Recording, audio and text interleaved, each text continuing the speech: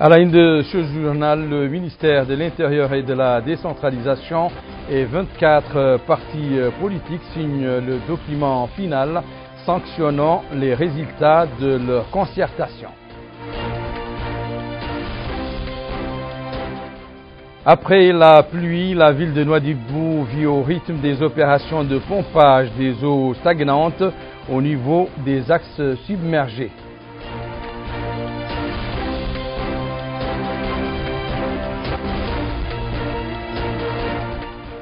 Clôture des travaux du séminaire de sensibilisation sur le schéma directeur et d'aménagement de la ville de Nouakchott.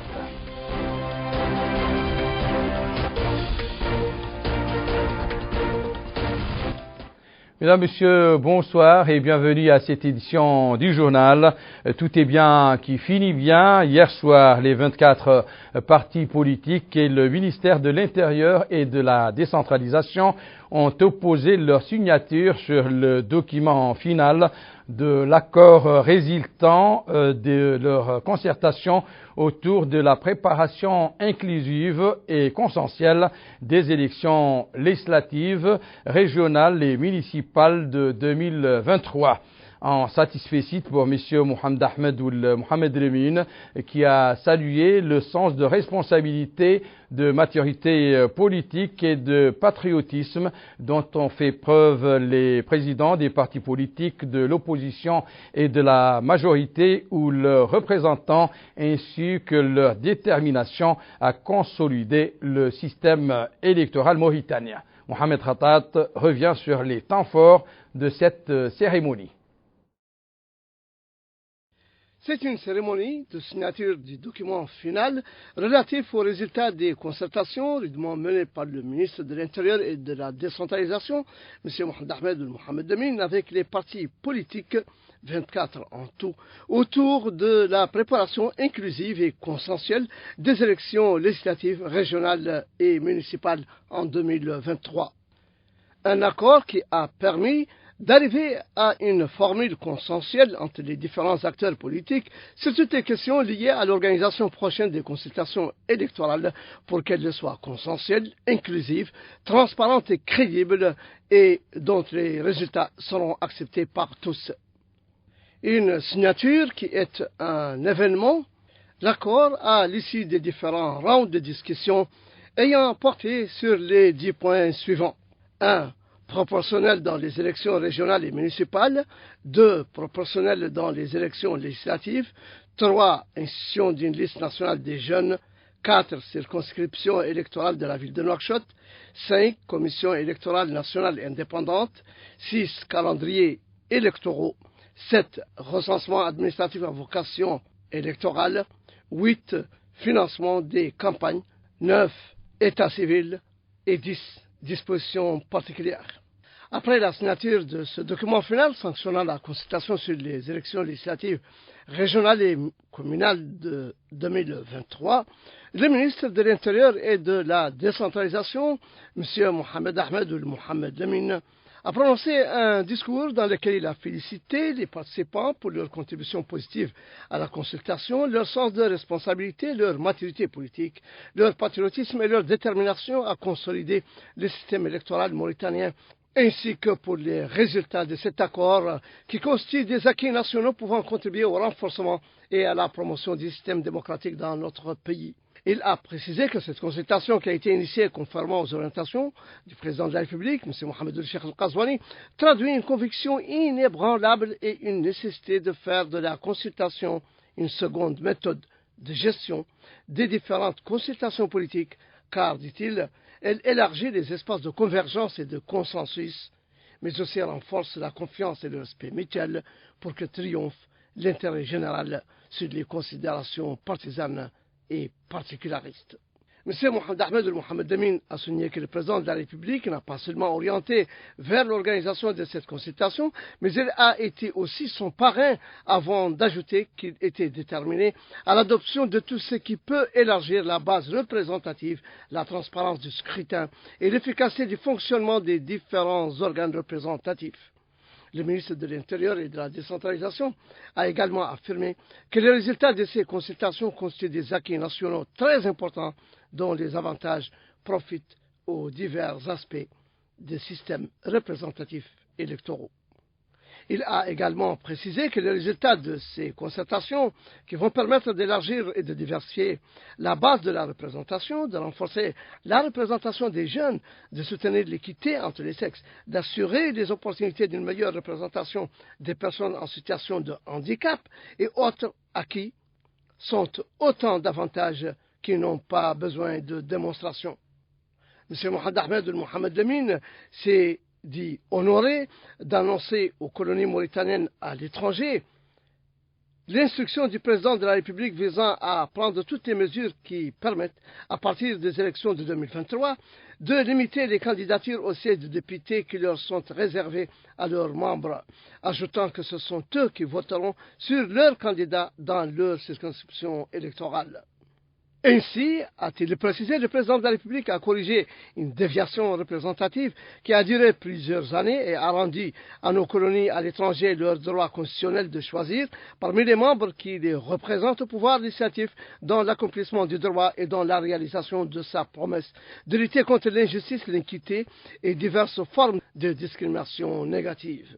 Il convient de souligner que les différents leaders et présidents de partis politiques se sont félicités tour à tour des résultats de ces concertations, aboutissant à cet accord important pour organiser des élections transparentes qui reflètent en pratique la maturité de notre système démocratique, comme le souligne M. Sangot Ousmane, vice-président du parti UDP. Il faut d'abord s'en féliciter, d'abord de ce consensus, se féliciter également de l'engagement du président de la République que les élections à venir seront des élections transparentes, crédibles, consensuelles. Nous ne pouvons que nous en féliciter. Et aussi, il y a en plus, c'est-à-dire nous avons des jeunes qui sont représentés, il y a les Mauritaniens de l'extérieur. Pour une fois, les Mauritaniens de l'extérieur vont voter pour leurs représentants qui défendront leurs droits. Donc nous pouvons que féliciter aussi les autorités qui ont été à l'origine de ce consensus, c'est-à-dire le ministère de l'Intérieur, son équipe et également tous les partis qui sont arrivés à ce consensus. C'est difficile en politique, mais au bout de 2 à 3 mois, nous sommes parvenus à ce consensus historique. Il faut noter que cet accord historique intervient dans un climat empreint de sérénité, ressenti et vécu par la nation tout entière suite à l'ouverture engagée par le président de la République, Mohamed Ould Cheikh Al-Ghazouani, à l'endroit de toute la classe politique, permettant ces concertations autour de la préparation inclusive et consensuelle des élections législatives régionales et communales en 2023. Le ministère de l'Intérieur et de la décentralisation et les partis politiques signataires du document final ont convenu, entre autres points, d'adopter la proportionnelle à un tour pour les élections des conseils régionaux et municipaux, de renforcer la proportionnelle au sein du Parlement, d'instaurer une liste nationale pour les jeunes dans laquelle seront représentées les personnes handicapées, l'institution d'une nouvelle commission électorale nationale indépendante avant le 31 octobre 2022 qui aura l'habilité de fixer la date des élections tout en prenant en compte les conditions climatiques en termes de saison des pluies et de températures élevées. Donc là, sans plus tarder, je vous laisse suivre l'intégralité du communiqué final sanctionnant cet accord. Dans le cadre de la volonté de son Excellence le Président de la République, M. Mohamed Ould Cheikh Al-Ghazouani, d'apaiser la chaîne politique à laquelle les partis politiques ont réagi positivement, soucieux de contribuer à l'avènement d'une atmosphère favorable à la restauration de la confiance entre les différents acteurs de manière à permettre une concertation sur les grandes questions nationales. En vue d'assurer une excellente préparation des élections législatives, régionales et municipales prochaines, dans un cadre offrant à toutes les parties les garanties requises.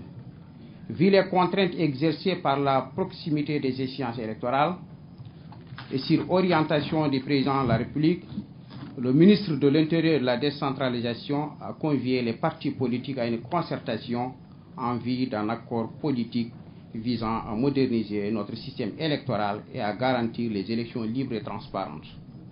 Répondant à l'invitation, les partis politiques, opposition et majorité confondus, ont pris part à toutes les étapes de la concertation, œuvrant à sa réussite et défendant en toute liberté et responsabilité leurs positions et propositions. Au terme des débats, les deux partis ont convenu de ce qui suit. Ainsi, à l'issue des différents rounds de discussion, l'accord a porté sur les points suivants. 1. Proportionnel dans les élections régionales et municipales.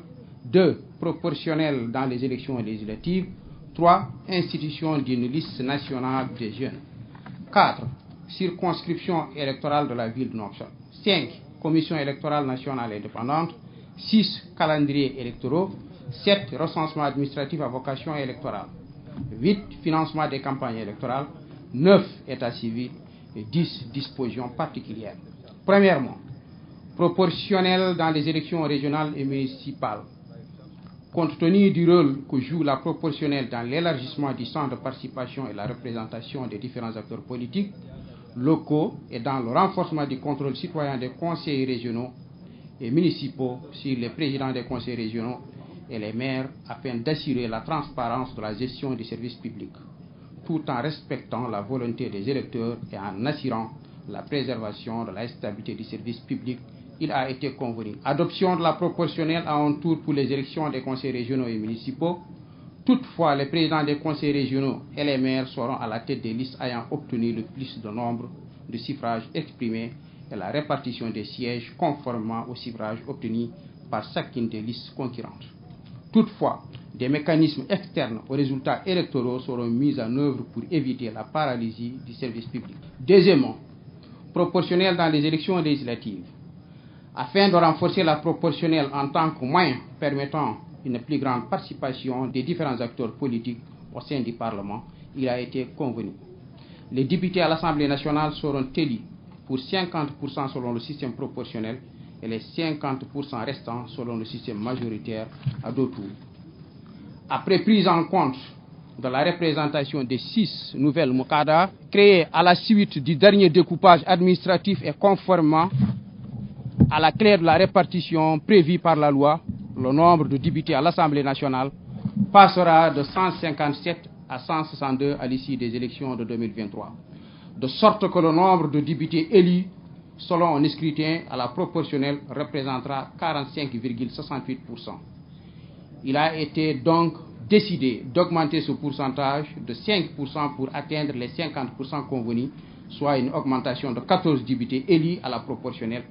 Ainsi, le Parlement de 2023 sera composé de 176 députés, dont 50% élus au scrutin majoritaire à deux tours et 50% élus au scrutin proportionnel, en attendant l'achèvement du recensement général de la population.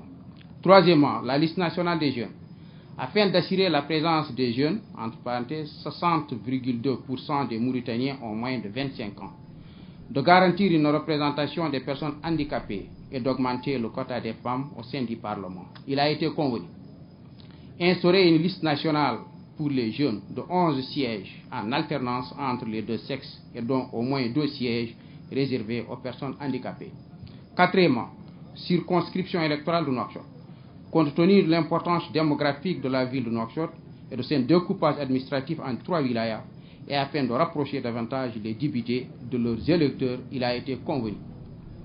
Procéder au découpage de la ville de Nouakchott en 3 circonscriptions électorales correspondant aux 3 wilayas, chaque circonscription ayant 7 sièges, soit une augmentation de 3 sièges par rapport au nombre existant, portant le nombre de sièges de Nouakchott à 21. Cinquièmement, la Commission électorale nationale indépendante, CENI. Étant donné que le mandat de l'actuelle commission électorale se termine en avril 2023 et que les préparatifs des prochaines élections législatives, régionales et municipales ont déjà commencé, et afin d'assurer la participation de tous les partis politiques dans le choix des membres de la nouvelle commission et de permettre à celle-ci de bien préparer et de manière précoce, participative, les prochaines élections en vue de leur organisation ultérieure, il a été convenu. Installation de la nouvelle commission électorale nationale indépendante avant le 31 octobre 2022. Sixièmement, calendrier électoral. Pour concilier les exigences du respect et des compétences de la commission électorale et la nécessité de tenir les élections dans une période favorable et dans les conditions climatiques adéquates, garantissant à tous les électeurs la possibilité d'accomplir leur devoir électoral de manière convenable. Il a été convenu. La fixation des dates des élections est laissée à la diligence de la commission électorale en concertation avec le gouvernement et les partis politiques, tout en tenant compte des conditions climatiques en termes de saison, des pluies et des températures élevées. Septièmement, recensement administratif à vocation électorale. Afin d'assurer la participation de tous les électeurs à travers l'établissement d'un fichier électoral exhaustif et sincère, il a été convenu. Un recensement administratif à vocation électorale sera organisé par la commission électorale en concertation avec le gouvernement et les partis politiques. Huitièmement, financement des campagnes électorales. Afin de permettre aux partis politiques de jouer le rôle d'encadrement et d'éducation des citoyens et de participer efficacement aux élections et afin de renforcer la transparence du financement des campagnes électorales, il a été convenu. Acceptation par l'État du principe de financement public d'une partie des dépenses de campagne électorale selon une procédure à définir ultérieurement avec les partis politiques. Neuvièmement, état civil. Étant donné qu'il existe un grand nombre de cartes d'identité dont la validité est échue, en sus de la nécessité d'émettre de nouvelles cartes pour les citoyens ayant atteint l'âge de voter, il a été décidé que toutes les mesures nécessaires seront prises pour permettre à tous les électeurs d'exercer son droit de vote dans les meilleures conditions. Dixièmement, disposition particulière. Suite aux discussions complémentaires, les parties à la concertation ont convenu des dispositions particulières suivantes. 1. Garantie de transparence et de neutralité de l'administration et des institutions publiques. Compte tenu de l'importance de la transparence dans la crédibilité des élections et la légitimité des institutions, et comme elle est de nature à assurer les compétiteurs et garantir l'ancrage de la démocratie, de la paix civile, de la stabilité et de la sécurité du pays, les partis conviennent. Le gouvernement doit veiller à l'application des lois et textes en vigueur dans le domaine des garanties de transparence des élections et de neutralité de l'administration et des institutions publiques en concertation avec la commission électorale. Le gouvernement doit garantir la neutralité de toutes les institutions publiques dans les opérations électorales. Le gouvernement doit s'engager à permettre à la commission électorale nationale indépendante, conformément aux lois et règlements en vigueur, d'exercer la plénitude de ses pouvoirs et à lui fournir des moyens nécessaires pour assurer un processus électoral transparent. Le gouvernement œuvre à prendre les mesures dictées par le présent accord ou à prendre en concertation avec la commission électorale et les partis politiques, notamment la révision du cadre juridique et institutionnel des élections et dans les délais requis en vue d'assurer l'organisation d'élections inclusives, équitables, transparentes, convaincantes, crédibles et acceptables pour tous. Le gouvernement s'engage en concertation avec les partis politiques à créer un observatoire national d'observation des élections et de doter des attributions et de moyens lui permettant d'élargir sa présence et d'avoir une présence effective au niveau régional et local. Prendre des mesures dissuasives contre l'achat de conscience et pour la prévention contre l'influence sur le vote des fonctionnaires et employés. Garantir un accès équitable aux médias publics, temps d'antenne et la même couverture des activités de tous les candidats. Modifier la loi sur les incompatibilités pour plus de cohérence et l'effectivité des principes de neutralité et d'objectivité des services publics. Centraliser les dépouillements de vote sur les listes nationales au niveau des Moukata et Wilaya. 2. Élection des députés représentant les Mauritaniens à l'étranger. Compte tenu de la nécessité de respecter le principe constitutionnel de l'élection des députés au suffrage universel direct et dans un souci d'associer les Mauritaniens de l'étranger au choix de leurs représentants au Parlement, ce qui améliorera leur encadrement et leur rattachement à la patrie et leur contribution au développement du pays.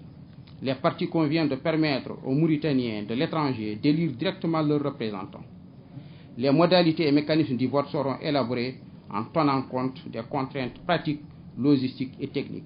Ces modalités et mécanismes seront élaborés par la Commission électorale nationale indépendante en concertation avec le gouvernement et les partis politiques.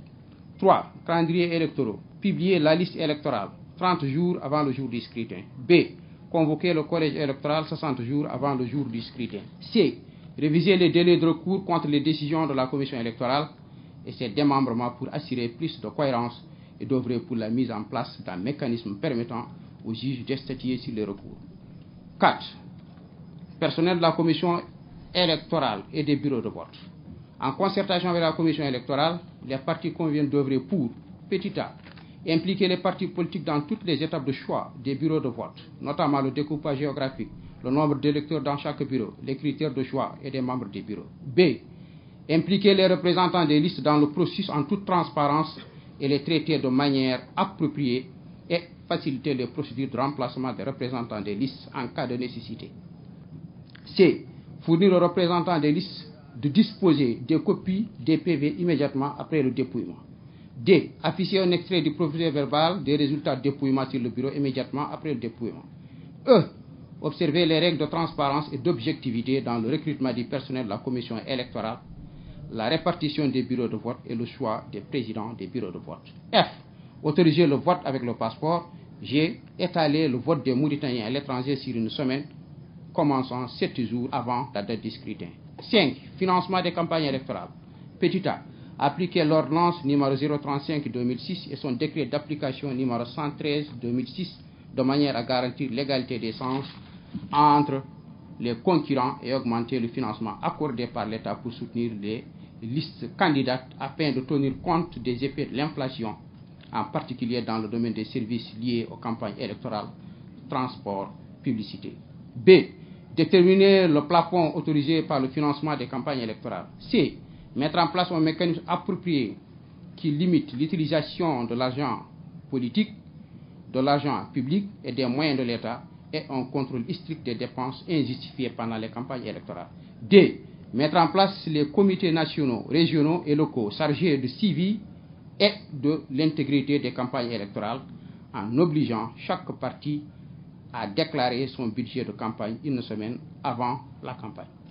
E. Rendre obligatoire pour le parquet d'engager une action en justice en cas de violation des lois régissant les élections et permettre aux candidats de le faire. 6. Suivi de l'accord. Les deux parties conviennent, petit a, poursuivre les concertations entre le gouvernement et les partis politiques pour améliorer le régime électoral. B. Création d'un comité de suivi composé des partis à la concertation, MIDEP, et partis politiques pour le suivi de la mise en œuvre de l'accord fait à Nouakchott le 26 septembre 2022. Pour plus d'informations sur ces concertations au sujet de la préparation des élections l'an prochain, j'ai l'honneur de recevoir sur ce plateau M. Brahim Ould Mahfouz, secrétaire général du département de l'Intérieur et de la décentralisation. Monsieur le secrétaire général, bonsoir. Bonsoir. Monsieur Mahfouz, bonsoir donc. Quel est le sentiment qui prévaut actuellement au sein de votre ministère après l'aboutissement de ces concertations? Merci pour l'aimable invitation. Donc le sentiment qui prévaut est un sentiment de satisfaction, de grande satisfaction par rapport au consensus obtenu entre donc les 24 partis politiques ayant participé à ces concertations et le ministère de l'Intérieur représentant le gouvernement. Il faut dire que le contexte était favorable à cette réussite, à ce succès, parce que le climat instauré par le président de la République, donc le climat d'apaisement et donc de normalisation de la scène politique, qui a été également conforté par l'adhésion donc patriotique et républicaine des partis politiques aussi bien de l'opposition que de la majorité, a créé donc des conditions favorables aux concertations et aux échanges sur les questions et les enjeux nationaux. Autre sentiment de satisfaction, c'est par rapport aux résultats obtenus, parce que globalement, on a amélioré les règles du jeu, on a amélioré le niveau de représentation des électeurs, des partis politiques au niveau des institutions donc élies, on a amélioré le niveau et les garanties de la transparence. Il y a eu aussi des quotas qui ont été réservés à certaines catégories donc de la population qui n'étaient pas représentées. Je vais citer ici la liste des jeunes qui est donc décidée pour la première fois avec 2 sièges réservés aux personnes handicapées. Je vais citer l'élargissement de la représentation de Nouakchott parce qu'à Nouakchott on a ajouté 3 nouveaux députés aux 18, donc ce qui donne un total de 21. Et puis un meilleur rapprochement aussi des élus de Nouakchott de les circonscriptions qui deviennent maintenant les 3 wilayas. Il y a aussi la possibilité offerte aux Mauritaniens de la diaspora de choisir les représentants au niveau du Parlement et également de permettre à cette diaspora également de présenter des candidats uniquement parmi les résidents au niveau de l'extérieur. Il y a la nouvelle CENI qui sera instituée à temps avec la participation de tous les partis politiques et qui aura le temps non seulement de participer à la phase préparation, mais également à la phase donc organisation des élections. Donc, et il y a aussi, en plus de ça, le recensement à vocation électorale qui va permettre à tous les Mauritaniens en âge de vote de s'inscrire et de réaliser également un fichier sincère et exact. Il y a aussi les facilités qui seront accordées à tous les citoyens en âge de voter, de disposer des pièces d'état civil leur permettant de voter. Il y a une amélioration des délais également, des délais de recours, etc. Et il y a des mécanismes de financement des campagnes électorales sur le budget de l'État qui vont permettre aux partis et aux candidats d'assurer le financement donc, de leur campagne, de leurs activités électorales. Et ça va permettre également d'améliorer le niveau de transparence et de traçabilité des financements des campagnes électorales qui constitue un élément important de la transparence des scrutins. L'objectif de tout cela, c'est d'aboutir à des élections donc inclusives, transparentes, crédibles, donc convaincantes. Et on a ajouté aussi le terme convaincante et acceptable et accepté par tous. Justement, au sujet de la CENI que vous avez énumérée et qui va être renouvelée prochainement, est-ce qu'elle peut techniquement organiser ces élections conformément à la date proposée par les partis politiques, c'est-à-dire entre février et avril 2023? En fait, c'est ça l'objet maintenant d'installer une nouvelle CENI avant le 31 octobre, ce qui a été convenu entre les partis politiques et le gouvernement. Parce qu'en fait, le mandat de l'actuelle CENI expire au mois d'avril 2023. Et l'idée est de permettre à la CENI qui va s'occuper de l'organisation des élections d'être en place déjà au moment de la préparation du processus. Parce que nous voulons aussi que cette préparation du processus soit également, comme les concertations, inclusive et consensuelle entre tous les acteurs politiques et le gouvernement. Et l'idée, c'est de mettre la CENI en place dès à présent, donc plusieurs mois avant les élections, pour lui permettre de se préparer à temps, de recruter son personnel, de préparer sa logistique, ses locaux, etc. Et lui donner suffisamment de temps, non seulement pour participer à la préparation du processus, mais l'organiser aussi dans les meilleures conditions. Et vous n'êtes pas sans savoir que c'est la CENI, par exemple, qui va organiser le RAVEL, le recensement à vocation électorale. Et donc, sa mise en place maintenant, bien avant la date des élections, va lui donner la marge de temps suffisante, étant entendu que la date des élections n'a pas été fixée de façon définitive, parce que c'est des ressorts, c'est des compétences de la CENI. Et donc les participants, tout en voulant respecter les compétences de la CENI, ont renvoyé cette question à la CENI, tout en lui demandant de tenir compte quand même des conditions climatiques, notamment des périodes de pluviométrie et des périodes de grande chaleur, pour permettre à tous les citoyens mauritaniens de remplir leurs droits et leurs obligations de vote. Une dernière question au sujet de la liste des jeunes, qui est, je le rappelle, une nouveauté cette année. Est-ce qu'elle détermine l'âge des postulants au fauteuil parlementaire? Bon, ça va être déterminé ultérieurement parce qu'il y aura une modification du texte relatif à l'élection des députés, parce que cette frange n'était pas représentée. Il n'y avait pas un quota de jeunes auparavant au niveau de l'Assemblée nationale. Lors de la modification de ce texte et de ces textes d'application, donc l'âge, donc le plancher en termes d'âge et le plafond en termes d'âge va être fixé pour permettre à la frange de la jeunesse, pour permettre la réservation de ces 11 sièges de façon exclusive à la jeunesse. Et vous n'êtes pas sans savoir que la jeunesse représente une très grande partie de la population, environ plus de 70% de la population. Et donc ces sièges réservés aux jeunes, avec également 2 sièges au minimum parmi les 11 réservés aux personnes handicapées, c'est une innovation de ces concertations-là. Ça va permettre bien sûr la représentation des jeunes et également qu'ils puissent eux-mêmes, à travers les représentants, poser leurs préoccupations au niveau donc de l'hémicycle et pouvoir également contrôler l'action du gouvernement et pouvoir édicter les textes qui vont prendre en charge les problématiques de promotion de la jeunesse. Monsieur Brahimoun Mahfouz, merci de venir vous prêter à nos questions. Je rappelle que vous êtes le secrétaire général du département de l'Intérieur et de la décentralisation. Direction à présent la capitale économique dont les habitants se sont réveillés ce matin sur un panorama inhabituel des rues et des zones d'activité du centre-ville submergées d'eau, conséquence de la pluie qui s'est abattue hier soir sur la ville de Nouadhibou. Pour faciliter la fluidité de la circulation, les autorités ont fait appel à des citernes à motopompe pour aspirer les eaux stagnantes. Récit d'Abdullah Damaba.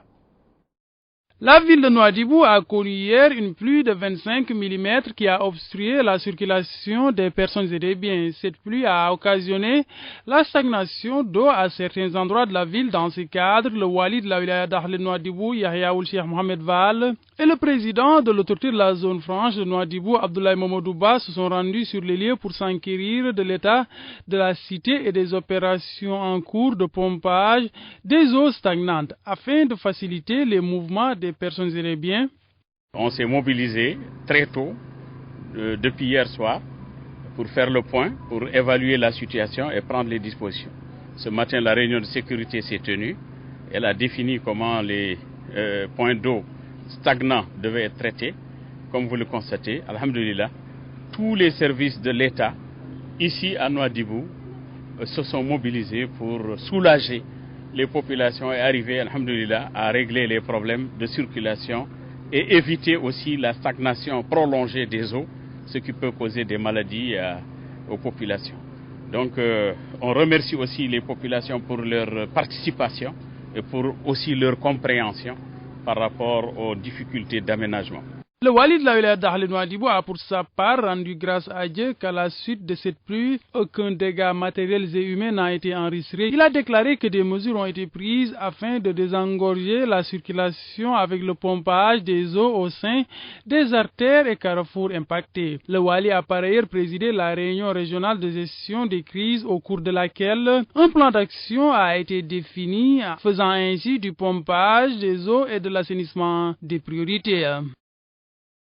De la pluie, il y en a eu également dans d'autres villes et localités du pays, suivant les hauteurs relevées du moins aujourd'hui.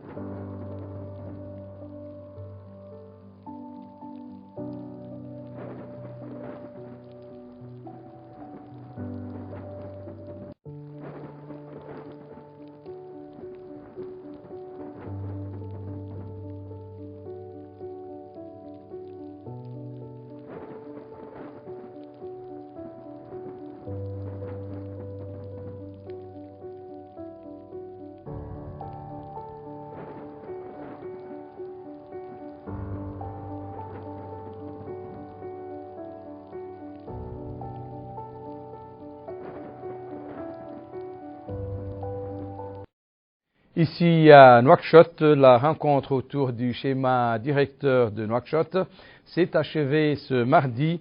Les travaux ont permis aux participants des différents départements concernés de donner leur avis sur le schéma qui définit les grandes orientations sur l'aménagement de la capitale à l'horizon 2040.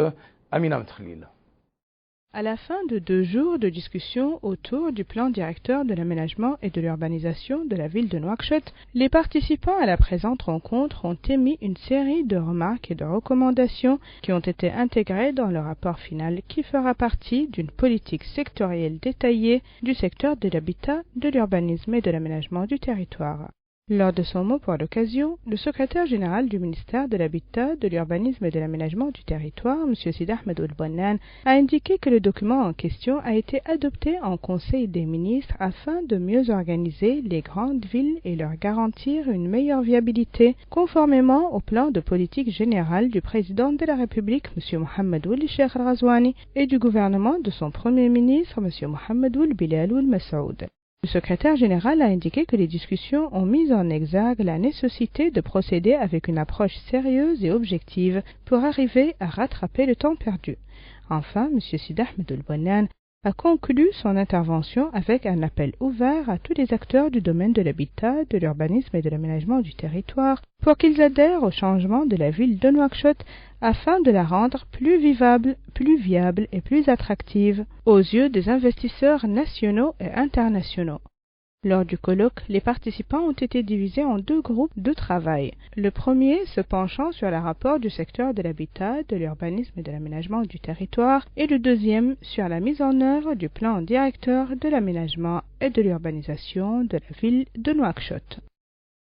À Kaïdi, les sinistrés suite aux pluies continuent de recevoir le soutien des forces vives.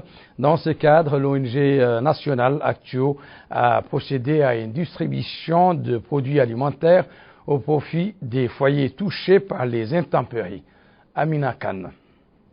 C'est au siège de l'ONG Action que s'est déroulée l'opération de distribution des kits alimentaires au profit de 150 familles sinistrées par les dernières pluies diluviennes à Kaïdi.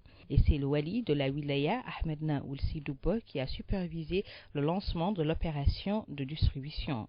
À notre micro, il a remercié les membres de l'association Action qui, dira-t-il, ont œuvré depuis le début de la pluie dans plusieurs actions concrètes à aider les citoyens mauritaniens à chaque fois que le besoin s'est fait sentir, soulignant la force de la solidarité entre fils de la Mauritanie. Lui succédant, le président du conseil régional de la ville de Kaïdi et le maire de Kaïdi ont abondé dans le même sens, indiquant que les 150 kits vont permettre d'alléger les souffrances des populations qui en ont le plus besoin. Enfin, le représentant de l'ONG Action, Ousmane Tandjan, a déclaré que cette aide constitue un soutien pour les efforts fournis par l'État mauritanien pour venir en aide aux personnes touchées par les catastrophes naturelles et les situations d'urgence. Restons sur le volet lié au revers de l'hivernage. Hier, une mission de la délégation générale de la sécurité civile et de la gestion des crises est arrivée dans la ville d'Attar pour contribuer à l'opération d'exfiltration des eaux de la pluie dans les zones submergées. Abdullah Damaba. Le wali de l'Adrar, Diak Abdourazak, et le délégué général à la sécurité civile et à la gestion des crises, le général Khataroul Mohamed Barek, se sont déplacés au sein des zones touchées par les inondations à la suite des pluies diluviennes. Ils ont sur place pu s'informer du travail effectué par les agents de l'Office national d'assainissement et ceux de la délégation générale à la sécurité civile et à la gestion des crises. Le délégué général à la sécurité civile et à la gestion des crises, le général Khataroul Mohamed Barek, a déclaré qu'une équipe spécialisée de la délégation et de l'Office national d'assainissement ont entamé les travaux de pompage des eaux de pluie. Il a aussi salué le travail qu'ils effectuent. Il a enfin remercié le comité régional de gestion des crises pour la prise en charge des problèmes sur place. L'adjoint au maire d'Attar, Melainin Oulcheikh Sadbou, a salué le travail effectué par les équipes qui ont été déployées sur les lieux. À la suite de leurs interventions, dit-il, les principaux artères de la ville ont été désengorgées, dont le centre-ville, la rue de l'Indépendance, entre autres. Le Wali de l'Adrar a par ailleurs présidé la réunion de la commission régionale de gestion des crises pour évoquer les travaux en cours, dont les succès enregistrés dans le cadre de cette opération de pompage des eaux de pluie. En dépit de ces désagréments, somme toute passagers, d'aucuns espèrent que la campagne agricole 2022-2023 sera particulièrement fructueuse, d'autant plus que les terres fertiles ne manquent pas. C'est le cas à Gongel, une localité du Hod El Gharbi, où déjà des agriculteurs traditionnels sont à l'œuvre pour tirer le meilleur profit de la terre après des pluies abondantes. Un reportage de Naja Jekani. Au bord du lac de Gongel, se multiplient les champs d'agriculture pluviale. Dans cet endroit, les agriculteurs locaux continuent de préparer la terre et de semer les différentes variétés de céréales qui sont plantées dans ces champs en s'appuyant sur leurs propres efforts. Quant à ces agriculteurs, ils ont mis en exergue leurs revendications de base auprès du gouvernement, notant le déficit de semences, du courriage, ainsi que les outils de récolte. Ils ont déclaré qu'ils appartiennent à la couche vulnérable, en précisant que leur revenu est basé sur l'agriculture. Quant à ce citoyen, il a affirmé que le lac de Gongel a toujours constitué un panier alimentaire qui a nourri ces villages avec divers produits agricoles pendant des décennies et a fourni une source de revenus à plus de 300 familles de cette localité. Il incombe de mentionner que le lac de Gongel s'étend sur une superficie de 14 km² et stocke chaque année de grandes quantités d'eau de pluie. Les agriculteurs de la zone espèrent qu'ils recevront un soutien suffisant à l'exploitation du lac de Gongel afin d'obtenir un meilleur rendement. À présent, le rappel des principaux titres de cette édition. Le ministère de l'Intérieur et de la Décentralisation et 24 partis politiques signent le document final sanctionnant les résultats de leur concertation.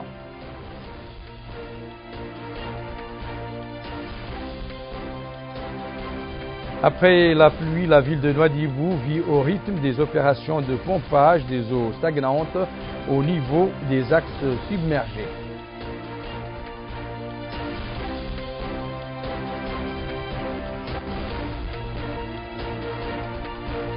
Clôture des travaux du séminaire de sensibilisation sur le schéma directeur et d'aménagement de la ville de Nouakchott. C'est la fin de cette édition. Merci pour votre attention.